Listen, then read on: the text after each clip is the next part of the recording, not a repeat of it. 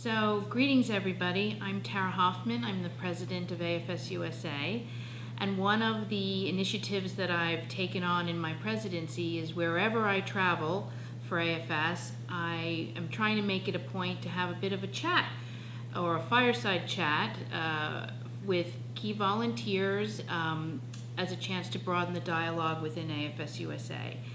And we're taping this today from Arlington, Virginia, at the ECA Conference for Sponsored Programs, and I'm thrilled to be sitting here with Carla Bailey, longtime volunteer, natural mother, host mother, school liaison, extraordinaire volunteer in many capacities.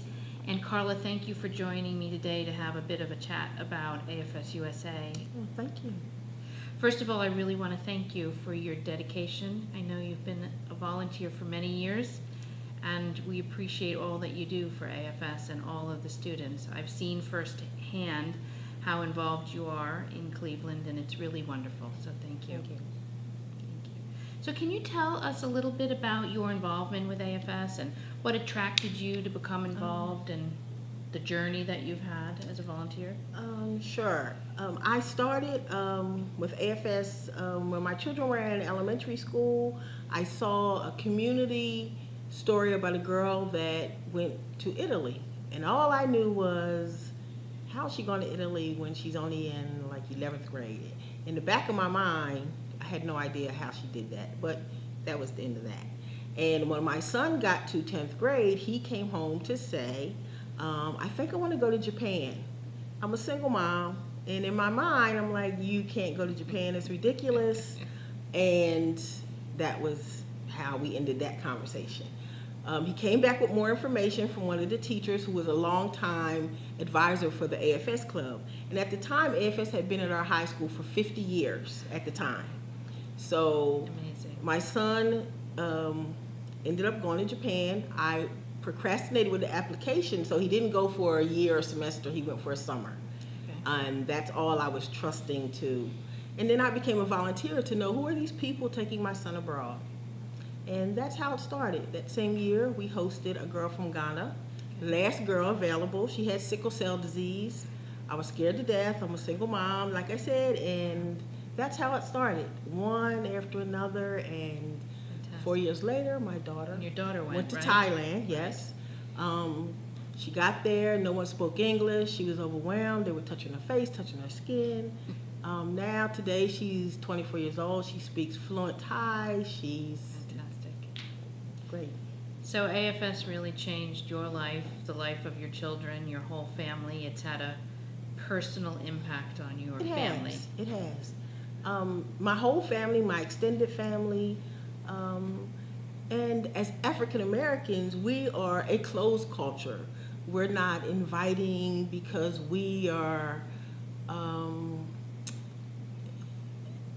just basically trying to take care of our own. Mm-hmm. So when here's a kid from a Muslim country, we don't know the country, we don't know the kid, it just looks a little odd, and it feels a little odd at first until you realize people are people. Mm-hmm. Humans are humans. Right. Yeah. Very well said. So you've been very involved in the sponsored programs side of AFS, That's right. And we're here at the ECA, which is focusing on all of our sponsored programs with an emphasis on the YES program, I think.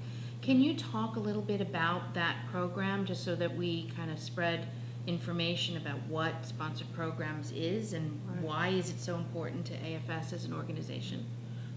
Sponsored programs, to me, is my way of really changing the world one child at a time.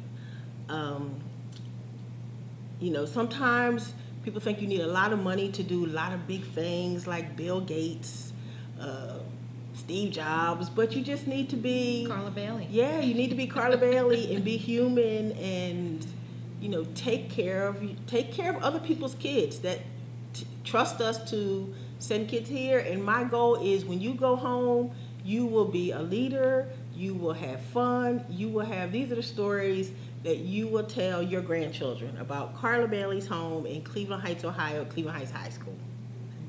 So, nice entree, because I wanted to ask you about the relationship that AFS has to the high school, where I think your children went and where you're particularly Right. active, Cleveland Heights High School. Right. You mentioned a very long history with AFS. Right. We recently celebrated 60 that years, 60 years last year where we had the NBA. I was really moved to see how many students were placed in that school and what an atmosphere of global learning was happening just through this big mix of cultures and a large number of students. Can you talk a bit about the relationship with the school?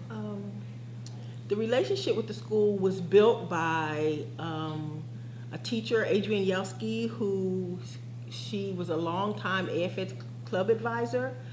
So when I came on board, my students were in her class, my son at first, and I just took it to another level with sponsor programs as far as getting students that were from a little bit more diverse populations, maybe didn't speak English as well.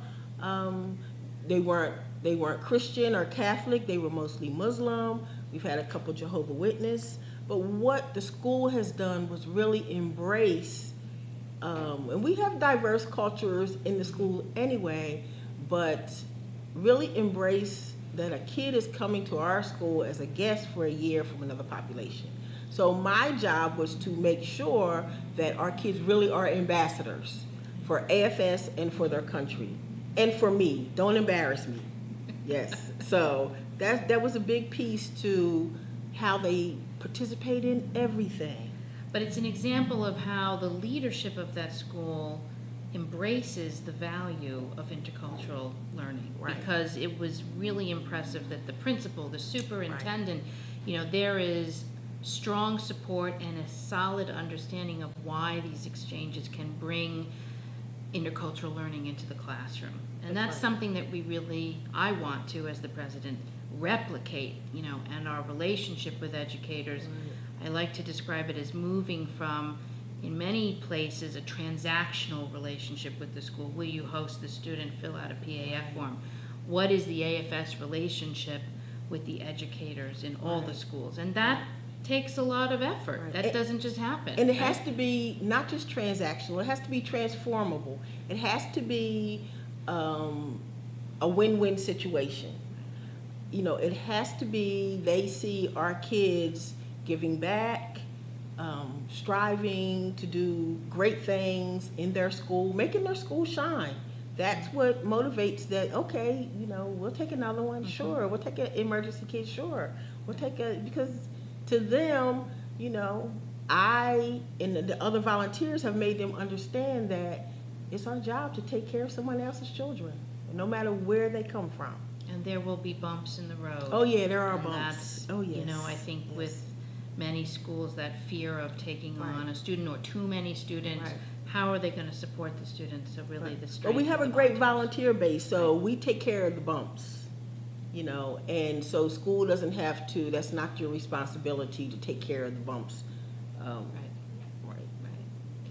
So another topic that's really important for the organization at the moment as we embark on our next strategic plan is expanding our efforts around diversity and inclusion.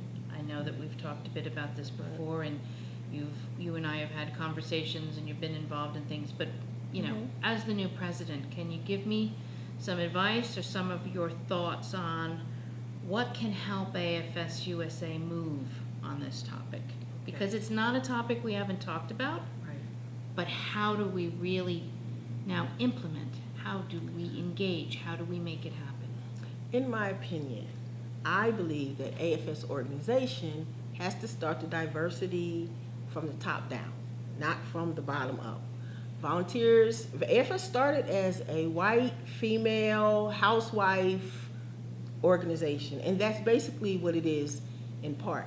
And sometimes people don't know how to include diverse populations. And there may not be any to include in your area. True. Could So be. I think AFS International needs to be diverse, the board needs to be diverse, and all kinds of diversity.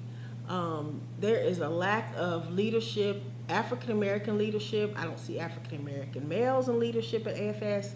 And it's concerning to me. However, I know that it's a difficult task when people don't get it.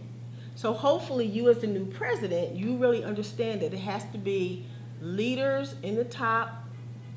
They have to see the diversity there, because then you'll have diversity of ideas and thoughts, and you'll tap into areas that have not been tapped into within AFS. Many areas that have not even been touched upon that can host and send students. I feel that, you know, there's so much potential. There's so much more reach to be attained, and that we can have a much more meaningful role in the United States if we can actually move on this topic and make it. So I hear you.